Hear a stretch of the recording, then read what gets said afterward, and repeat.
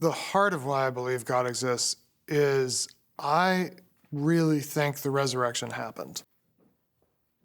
There's many possible reasons. There's many lines of evidence, right, that might suggest that the Christian story is true and that the Christian God is the true creator God. But to me, the single most compelling one is how do you account for the historical fact of a crucified Jesus of Nazareth, and 100 days later, his disciples, his followers, these men and women who had been with him for a few years, rather than being scattered and completely disillusioned and disappointed by his death, are instead totally empowered, totally confident, willing to die themselves rather than deny what happened. To me, that's the heart of it, that no body was ever found, and instead what was found was this energized group of people who claimed they'd seen the one that they knew and loved, who had died, had seen him alive again.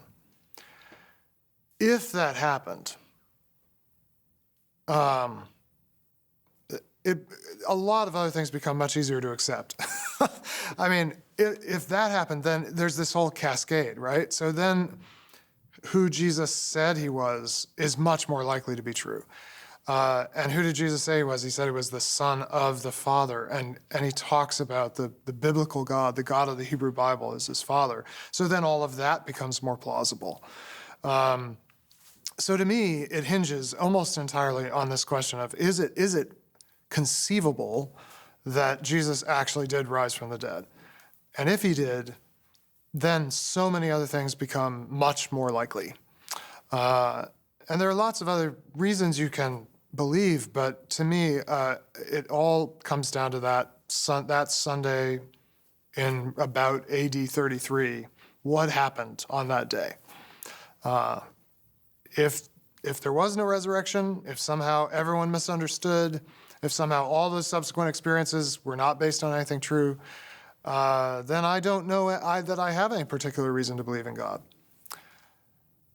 But if something happened that day, then I feel I must take everything else in the story much more seriously than I would otherwise.